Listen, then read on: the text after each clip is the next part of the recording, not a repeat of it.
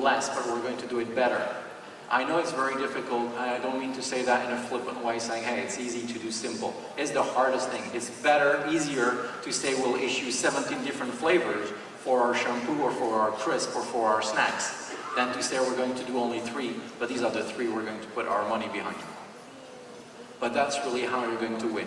The companies today that have the highest profitability, the companies that have the highest return on a per square foot basis are the companies that have really embraced simplicity. They're not the companies that have more and more and more and more and more, unless it's the business model.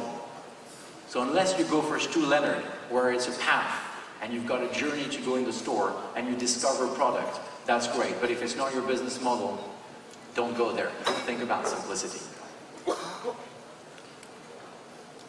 Thank you very much.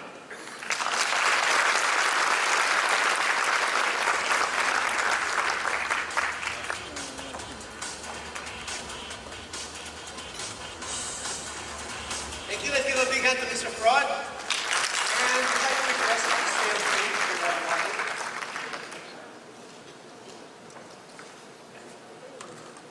Mr. Fraud, please remain on stage as we now call on Mr. Sammy Lin, Chairman Emeritus of Philippine Franchise Association. Ms. Bing Siba Limoco, Vice Chairman, Philippine Franchise Association.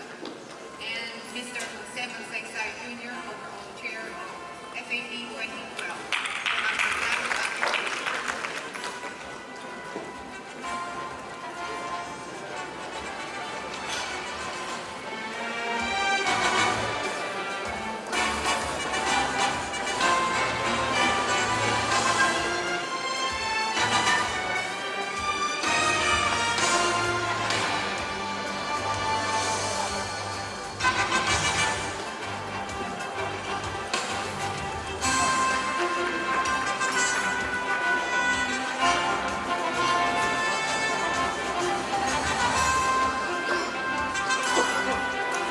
Thank you very much to our PFA officers. Once again, thank you, Mr. Arno Fraud. Bon voyage.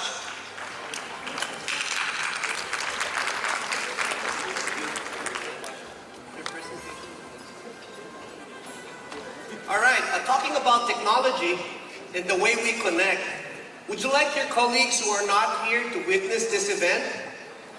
Well, there's good news. You can share this event via live stream. You can tell your friends and your colleagues to share our live stream courtesy of NowPlanet.TV at website www.Philippine Franchising Expo 2012.NowPlanet.TV. Again, www.Philippine Franchising Expo 2012.NowPlanet.TV. So we now move on to our next session. You know, Joey, there is one simple principle in marketing and retailing that can translate very well into substantial income earnings. And this is none other than the customer is king principle. That's right, Vin. Our next speaker will show us tools that have successfully worked to create customer-centric businesses, resulting to understanding the customer better than the competition. And so, now, joining us is an expert with a solid background in marketing and management and has a track record of driving business performance with global brands across the US, the Middle East, South Africa, Asia, and the UK. Friends, please give it up for the Managing Director and Vice President for Asia Pacific, Europe, Middle East, and Africa of Wendy's Global Restaurants, Mr. John Pei.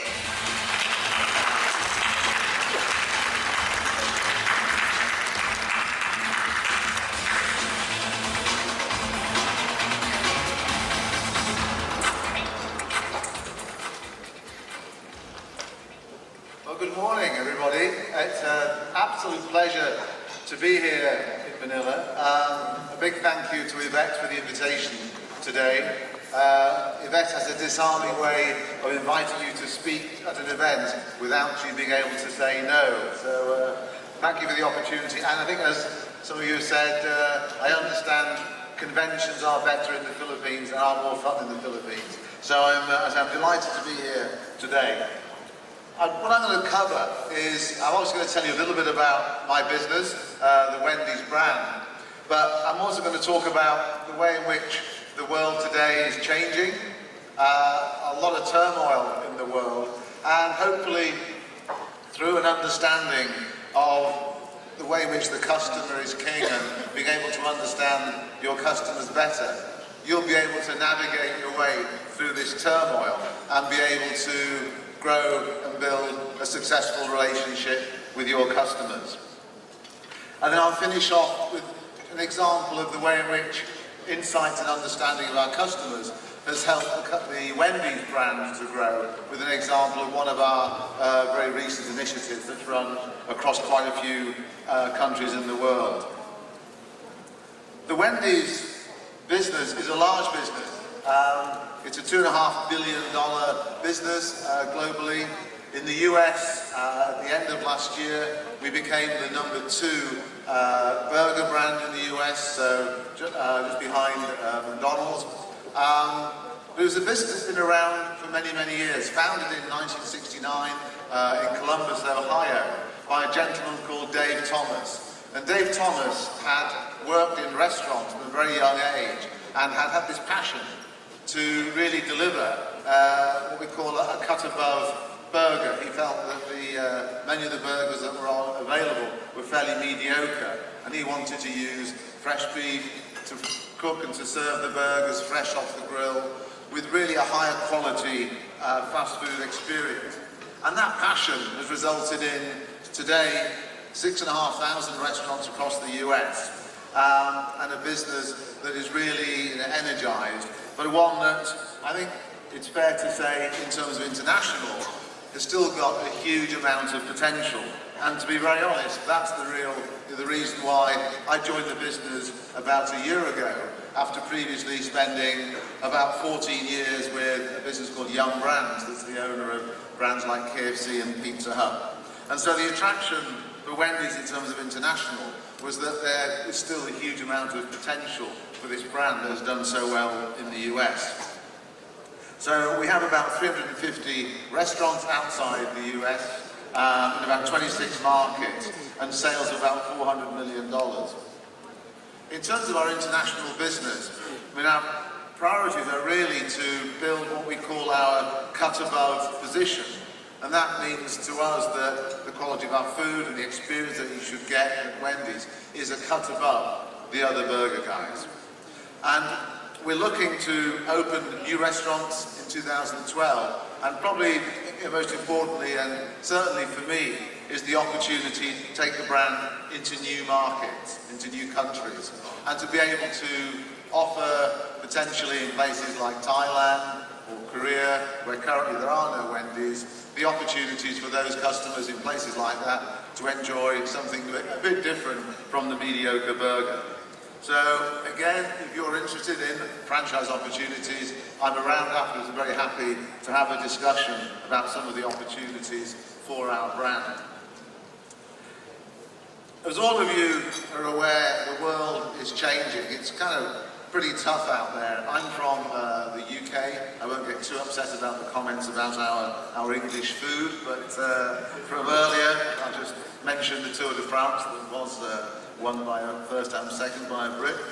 But particularly in Europe, things are quite bleak, and there's been an awful lot of change. I think the most notable has been the change in the banking sector.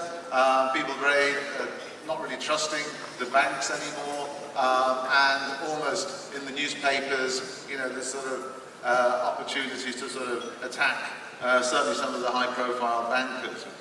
I think the consequence of that for most people is that certainly in Europe and UK to a lesser extent, people fairly kind of uncertain about how to cope with all of this, and as a result, people always hoping that this recession would be like a V shape or a a W shape or a U shaped recession.